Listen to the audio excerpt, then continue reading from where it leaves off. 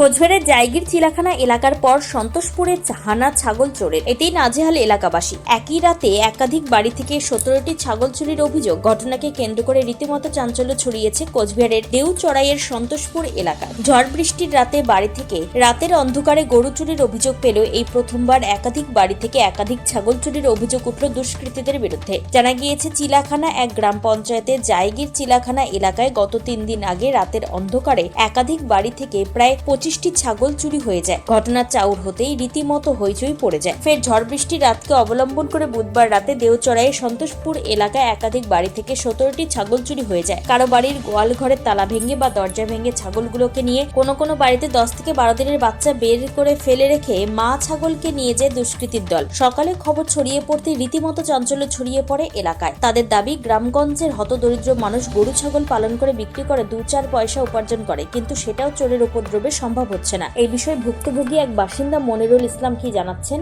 শুনবো। এখানে গত রাত্রিবেলা ছাগল হারিয়ে যায় আর কি। আমার একটা খাসি ছিল, যার মূল্য গতকালকেই পাইকার বলছিল 12,000 টাকা।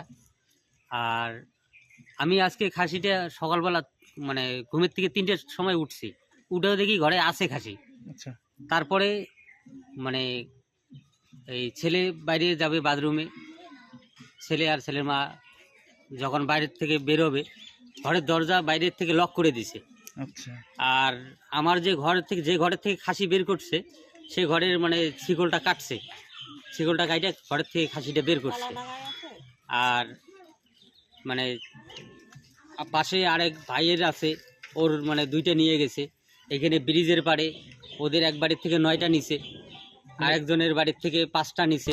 এই বিষয়ে আরেক ভুক্তভোগী এনামুল ব্যাপারী কি জানিয়েছেন শুনুন। দুটো ছাগল গেছিল না? কি ছাগল ছিল সব? সেটা ওই গাভিন ছাগল ছিল, আর একটা বাচ্চা ছিল 2টা। রাতে কখন বেরিয়েছিলেন? রাত্রি 2:50-এ বার হয়ে দেখি গোয়ালি ঘরের দরজা একদম তালা মারা ছিল, সেটা কাটা দেখি।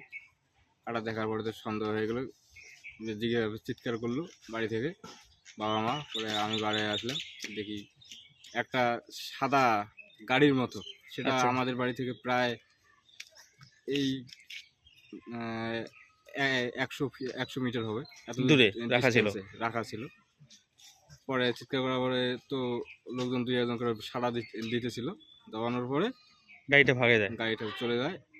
তারা এলাকায় পুলিশের নজরদারি বাড়ানোর আবেদন জানিয়েছেন। কতদিনে চোর ধরা পড়ে এখন সেদিকেই তাকিয়ে স্থানীয় ভুক্তভোগীরা। কোচবিহার থেকে নিজস্ব প্রতিনিধির রিপোর্ট, টাইমস 14 বাংলা। আরো নিত্য নতুন ভিডিও পেতে এবং তথ্য জানতে আমাদের ফেসবুক পেজকে লাইক ও ফলো করে রাখুন। সেই সঙ্গে টাইমস 14 বাংলার ইউটিউব চ্যানেলকে সাবস্ক্রাইব করতে ভুলবেন না।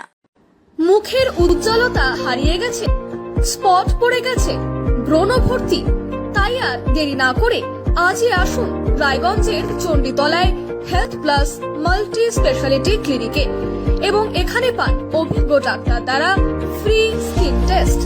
আরো বিস্তারিত জানতে যোগাযোগ করুন 9674895169 এই নম্বরে।